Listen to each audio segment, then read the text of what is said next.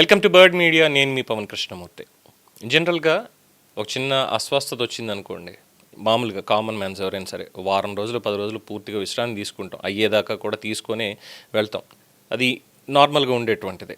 But ఇక్కడ రాజకీయాల దగ్గరికి వచ్చేటప్పుడు రాజకీయాల్లో కూడా ఎలా ఉందంటే పరిస్థితి, చిన్నపాటి అస్వస్థత, కాలేదో బెణికిందనో, లేదంటే చెయ్యి కాస్త బెణికిందనో, లేదంటే చిన్న చిన్న ఇష్యూస్ ఉంటాయి. వీటికి కూడా ఏకంగా 15 రోజులు 20 రోజులు పూర్తిగా విశ్రాంతి తీసుకునేటువంటి నాయకులనే చూసాం. కళ్ళు తిరిగి పడిపోయినా సరే, చిన్న గాయమైనా సరే కార్యక్రమాలన్నీ కూడా రద్దు చేసుకొని ప్రజలకి దూరంగా ఉండే సందర్భాలని కూడా గతంలో చూడడం జరిగింది. కానీ ఈ విషయంలో మాత్రం డిప్యూటీ సీఎం పవన్ కళ్యాణ్ చాలా భిన్నంగా కనిపిస్తున్నారు.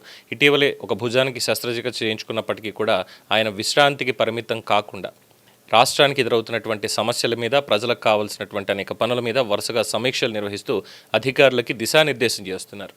ఆరోగ్య సమస్యని సాకుగా చూపకుండా ప్రజా బాధ్యతలకే ప్రాధాన్యం ఇవ్వడం అనేది ఇప్పుడు రాజకీయ వర్గాల్లో కూడా చాలా చర్చనీయాంశంగా మారింది. ఈ నేపథ్యంలోనే జలవనరుల శాఖ మంత్రి నిమ్మల రామానాయుడుతో సమావేశమైనటువంటి పవన్ కళ్యాణ్ గారు రాష్ట్రంలో ఏర్పడే అవకాశం ఉన్న సాగునీటి సంక్షోభం మీద సుదీర్ఘంగా చర్చించడం జరిగింది.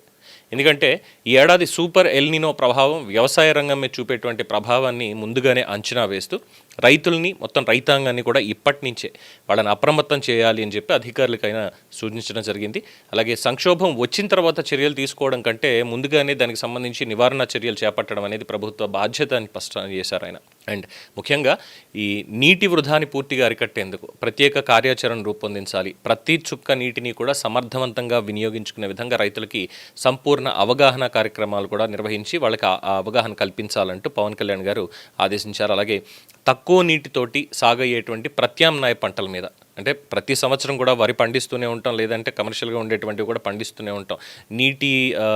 నీటి లభ్యత అనేది ఈసారి తక్కువ ఉంటుంది కాబట్టి తక్కువ నీటితో ఎక్కువ దిగుబడి వచ్చేటువంటి పంటలు ఏమున్నాయి ఈ ఒక్క ఏడాది. ఎందుకంటే వచ్చే సంవత్సరం ఎలా ఉంటుందో ఇంకా మనకు తెలియదు. బట్ ఈ ఏడాది మాత్రం ఎల్నినో వల్ల మనకి వర్షాభావ పరిస్థితులు అనేవి చాలా తక్కువగా ఉంటాయి.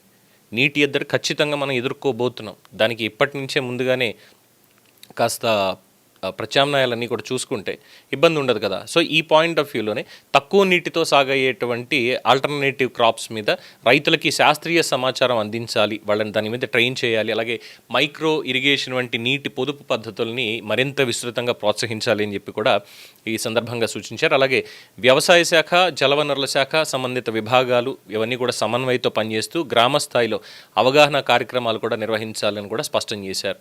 ఇక ఇది ఒక్కరోజు సమీక్ష మాత్రమే కాదు, గత కొంతకాలంగా కూడా పవన్ కళ్యాణ్ దీనికి సంబంధించి తన శాఖల పరిధిలో అంశాల మీద నిరంతరం సమీక్షలు అవన్నీ కూడా నిర్వహిస్తూనే వస్తున్నారు. ఇక గ్రామీణాభివృద్ధి, పంచాయతీరాజ్, అలాగే తాగునీటి సమస్యలు, అటవీ సంరక్షణ, పర్యావరణ పరిరక్షణ, గ్రామాల్లో మౌలిక సదుపాయాల కల్పన, ప్రజల నుంచి వచ్చేటువంటి ఫిర్యాదుల పరిష్కారం, అలా అంశాల మీద అధికారులతో తరచూ సమావేశం అవుతూ కార్యాచరణని చాలా వేగవంతం చేస్తూ వస్తున్నారు. విపత్తులు, వర్షాభావ పరిస్థితులు, అలాగే ప్రకృతి వైపరీత్యాల విషయంలో కూడా ముందస్తుగా ఒక ప్రణాళికతో పనిచేయాలి, అందరూ కూడా కలిసికట్టుగా ఉండాలి అనే అంశాన్ని కూడా ప్రతి సమావేశంలో ప్రాధాన్యంగా పవన్ కళ్యాణ్ ఇక్కడ ప్రస్తావించడం జరుగుతోంది. ముఖ్యంగా రైతుల విషయంలో ఎలాంటి నిర్లక్ష్యానికి తావు ఉండకూడదని పవన్ కళ్యాణ్ అనేక మార్లు ఇక్కడ స్పష్టం చేశారు.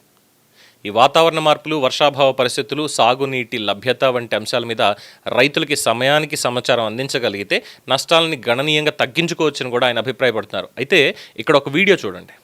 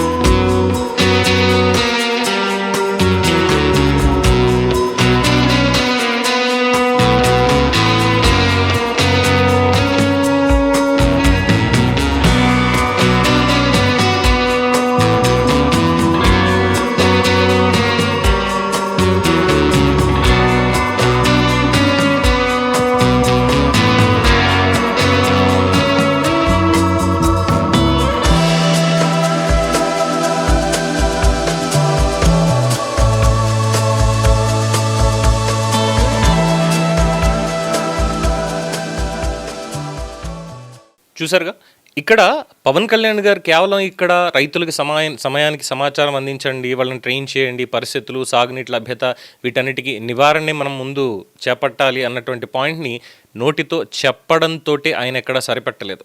మిగతా వాళ్ళందరినీ కూడా దీంట్లో భాగస్వామ్యం చేయాలి, ముఖ్యంగా ప్రజలని, రైతుల్ని కూడా దీంట్లో భాగస్వామ్యం చేసి ఆ నష్టాన్ని మనం తగ్గించుకోగలగాలి, అది వాళ్ళకు కూడా తెలియాలి అని చెప్పి ఆల్రెడీ కార్యాచరణలో కూడా ఆయన దిగిపోయారు. ఇప్పుడు మీరు చూసినటువంటిది రణస్థలం మండలం కొండములగం గ్రామ పంచాయతీలో పంచాయతీరాజ్ అండ్ గ్రామీణాభివృద్ధి శాఖ వారి ఆధ్వర్యంలో, వాళ్ళ మార్గదర్శకంలో చేపట్టినటువంటి 100 రోజుల జలధార జలహారతి కార్యక్రమంలో భాగంగా వాళ్ళ ఊర్లో ఉన్నటువంటి చెరువుని పూర్తి స్థాయిలో ఆధునీకరించుకోవడం, అలాగే పూడిక తీయడం, ఇదంతా కూడా చేస్తున్నారు. ఆ నీటి వనరుల్ని కాపాడుకోగలిగితే భవిష్యత్తును మనం కాపాడుకోవచ్చు అనేటువంటి ఒక కాన్సెప్ట్ని వాళ్ళందరికీ కూడా మైండ్లో ఎస్టాబ్లిష్ చేయడం జరిగింది. దాంతో వాళ్ళందరూ కలిసికట్టుగా వెళ్ళి, ఇది పనికి ఆహార పథకంలో అదే మన గ్రామీణ ఉపాధి హామీ పథకం ఉంది కదా, జీరామ్జీ, దాంట్లో భాగంగానే ఇది కూడా ఉంటుంది. సో అందులో భాగంగా వాళ్ళకి అక్కడ పని జరుగుతుంది, దానికి తగ్గ ఆదాయం అందుతుంది, అట్ ద సేమ్ టైం అక్కడ జలవనరుని కాపాడుకున్నట్టు అవుతుంది, భవిష్యత్ తరాలకి ఇంకా మంచిగా దాన్ని అందించడానికి అవకాశం ఉంటుంది. అదే తీసుకొచ్చారు. ఈ చెరువుల పునరుద్ధరణ అనేటువంటి కార్యక్రమాన్ని ప్రతి గ్రామంలో కూడా చెయ్యాలి, ప్రజలు దానికి ముందుకు పూనుకోవాలి, ప్రభుత్వం కాదు, ప్రజలే ముందుకు రావాలి, వెంటనే ప్రభుత్వం కూడా వచ్చి తీరుతుందంటూ పవన్ కళ్యాణ్ గారు చెప్పడం జరిగింది. అలాగే దీని మీద ఒక కొత్త స్కీమ్ కూడా ఏదో స్టార్ట్ చేస్తున్నారు. ప్రతి గ్రామంలో ఉన్నటువంటి చెరువుని ప్రజలు బాగు చేసుకుని దాంట్లో ఒక కైండ్ ఆఫ్ కాంపిటీషన్ అనమాట. ఎస్, మా ఊళ్ళో చెరువుని ఇదిగో ఇంత బాగా మేము చేసుకున్నాము, దీంట్లో ఎటువంటి కబ్జాలు లేవు, ఎలాంటివి లేవు, మొత్తం అంతా కూడా చెరువునిగో ఇంత పటిష్టంగా మేము నిర్మించుకోవడం జరిగింది, ఇది ఎప్పటి నుంచి ఉంది ఏంటి అనే దాన్ని ఇవన్నీ కూడా. సో ఉత్తమ గ్రామంగా కొన్నింటిని ఎంపిక చేసి వాటికి అవార్డులు ఇచ్చేటువంటి కార్యక్రమం ఏదో డిస్కషన్లో ఉంది అని కూడా తెలిసింది. ఈ జలహారతి జలధార అనేటువంటి కార్యక్రమంలో భాగంగా ఇది ఎంతవరకు ప్రస్తుతానికైతే నిజం తెలియదు, బట్ ఇన్ డిస్కషన్ అనేది మాత్రం తెలిసింది. అదే జరిగితే మాత్రం మొత్తం ప్రజలందరినీ కూడా రంగంలో దింపినట్టే. ప్రతి ఊళ్ళో కూడా చెరువులు ఇక కళకళలాడడం మాత్రం ఖచ్చితంగా మనం చూడడంలో అతిశయోక్తి అయితే లేదు. అండ్ నీటిని కాపాడితేనే రైతు భవిష్యత్తును కాపాడినట్టు ప్రతి చెరువు పునరుద్ధరణ కూడా ప్రతి గ్రామానికి కొత్త ఆశ, ప్రజలే కదిలి రావాలి అని కూడా చాలామంది చెప్పడం జరుగుతుంది ఇందులో భాగంగా. సో ఆయన కేవలం మాటలకే మాత్రమే పరిమితం కాలేదు, చేతల్లో కూడా ఏదైతే చెప్తున్నారో సైమల్టేనియస్గా అది జరుగుతుంది వరుసగా ఒక్కొక్క చోట కూడా అనేది ఇక్కడ స్పష్టం చేయొచ్చు. అందుకే ఇక్కడ ప్రభుత్వ యంత్రాంగం గ్రామ స్థాయికి వెళ్ళి రైతులతో నేరుగా మాట్లాడాలి అని, పరిస్థితులకు అనుగుణంగా ఈ పంటల ఎంపిక మీద అవగాహన కూడా కల్పించాలని అధికారులకు పవన్ కళ్యాణ్ ఎప్పటికప్పుడు సూచిస్తూ వస్తున్నారు. ఈ ఆపరేషన్ అనంతరం పూర్తి విశ్రాంతి చాలా అవసరం మీకు అని వైద్యులు సూచించినప్పటికీ కూడా దాని పని దాందే, నా పని నాది, నాకంటూ ఒక బాధ్యత ఉంది. సో ప్రజల బాధ్యతల్ని పక్కన పెట్టకుండా అధికారులతోటి సమీక్షలు కొనసాగించడం ద్వారా పవన్ కళ్యాణ్ తన పనితీరు ఏంటి అనేది మరోసారి చాటి చెప్పారు. సో ఇంకోవైపు రాజకీయ పరిశీలకుల అభిప్రాయం మాత్రం ఒకటే, పదవిలో ఉండడం ఒక విషయం, కానీ బాధ్యతని నిర్వర్తించడం అనేది మరో యాంగిల్. ఆరోగ్య సమస్యలు ఉన్నప్పటికీ కూడా రాష్ట్రానికి సంబంధించిన కీలకమైన అంశాల మీద నిరంతరం దృష్టి సారిస్తూ నిర్ణయాలు తీసుకోవడం ద్వారా పదవి అనేటువంటిది హోదా కాదు, అది ప్రజలు ఇచ్చినటువంటి బాధ్యత అనే సందేశాన్ని ఇక్కడ పవన్ కళ్యాణ్ తన పనితీరుతోటి అందరికీ తెలియజేయడానికి ప్రయత్నిస్తున్నారు అని చెప్పి చాలామంది యొక్క విశ్లేషణ.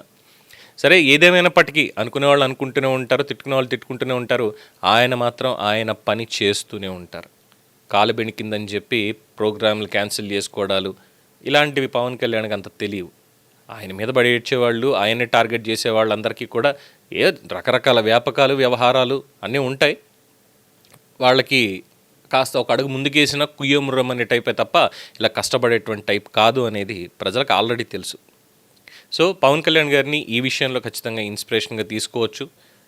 ఏదో చిన్నపాటి అనారోగ్యం వచ్చిందనో, మనసు బాగాలేదు కాబట్టి ఈరోజు పని చేయనను అనుకుని పక్కకు ఉండేటువంటి నాయకులు కాస్త ఆయన అడుగుజాడల్లో కూడా నడిస్తే ప్రజల్లో ఇంకాస్త మంచి పేరు గట్టిగా సంపాదించుకునేటువంటి అవకాశం ఉంటుంది. అండ్ దట్టు ఇవాళ కలిసింది ఇద్దరు ఉద్దండలు, ఒకటి పవన్ కళ్యాణ్ గారు, ఇంకోటి నిమ్మల రామానాయుడు గారు. రామానాయుడు గారు తెలుసుగా, కొత్తగా నేను చెప్పాల్సినటువంటి అవసరం లేదు. సో ఇద్దరికి సరిజోడు కరెక్ట్గా కుదిరింది. రేపన్న రోజు రైతాంగానికి చక్కటి కార్యాచరణ అనేది వాళ్ళు తీసుకొస్తారు అని భావించవచ్చు. దీని మీద మీ అభిప్రాయం తెలియచేయండి. చూస్తూనే ఉండండి ది బర్డ్ మీడియా. ఈ వీడియో మీకు నచ్చినట్లయితే లైక్ చేయండి, షేర్ చేయండి, సబ్స్క్రైబ్ చేయండి. మరిన్ని అప్డేట్ల కోసం మా వాట్సాప్ ఛానల్ను ఫాలో చేయండి.